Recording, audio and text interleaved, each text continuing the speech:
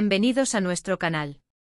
La sociedad primitiva de los taínos, una civilización avanzada y pacífica que habitaba el Caribe, experimentó un cambio drástico con los viajes de Cristóbal Colón a finales del siglo XV.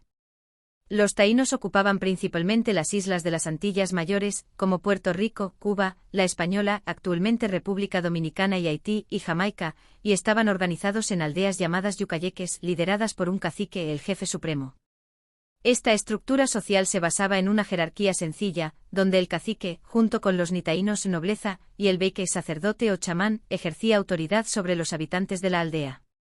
La economía taína giraba en torno a la agricultura, con cultivos como la yuca, el maíz y el tabaco, que eran fundamentales para su subsistencia. También practicaban la pesca y la caza, complementando su dieta con productos del mar y animales pequeños. Los taínos eran conocidos por sus técnicas agrícolas eficientes, como el uso del conuco o parcelas de cultivo en terrazas, para maximizar la producción de alimentos en su entorno insular. Religiosamente los taínos eran politeístas y veneraban a deidades llamadas cemíes, que representaban elementos de la naturaleza y espíritus ancestrales. El beyque desempeñaba un papel crucial como intermediario entre los humanos y los dioses, guiando las ceremonias religiosas y los rituales de curación. Los taínos también celebraban ceremonias comunales como el areito, una danza ritual que servía para contar historias y rendir homenaje a sus dioses y ancestros.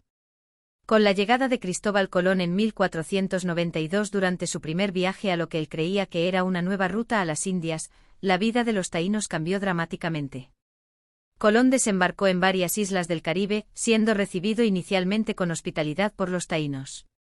Estos, impresionados por la apariencia de los europeos y sin conocer sus intenciones, les ofrecieron regalos y alimentos.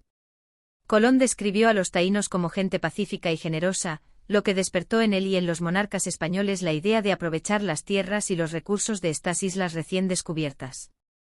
Los viajes sucesivos de Colón, especialmente su segundo viaje en 1493, trajeron consigo el inicio de la colonización. La corona española veía en el Nuevo Mundo una oportunidad de expandir su imperio y riqueza. Se establecieron colonias en la isla de La Española, y con ellas comenzó la explotación de los recursos y de los habitantes locales. Los taínos, que hasta ese momento habían vivido en un sistema cooperativo y relativamente igualitario, fueron sometidos a un régimen de trabajo forzado bajo el sistema de encomienda, que otorgaba a los colonos el derecho a utilizar a los indígenas como mano de obra.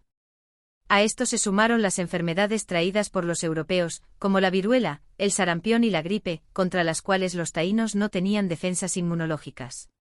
Estas epidemias, junto con el maltrato y las condiciones inhumanas de trabajo, devastaron rápidamente a la población taína, que fue reduciéndose drásticamente en unas pocas décadas. El impacto de los viajes de Cristóbal Colón sobre la sociedad taína fue catastrófico. Aunque los taínos poseían una cultura rica y sofisticada, con una conexión profunda con la naturaleza y una vida comunitaria organizada, no pudieron resistir la invasión europea. En poco tiempo su población disminuyó de manera drástica, y su cultura fue absorbida o destruida por los colonizadores. A pesar de esta trágica desaparición, los taínos dejaron una huella indeleble en la historia del Caribe, y su legado persiste en la cultura, el lenguaje y las tradiciones de la región. Los viajes de Colón, aunque abrieron las puertas a la colonización europea en América, también marcaron el principio del fin de una sociedad próspera y pacífica que había vivido en armonía con su entorno durante siglos.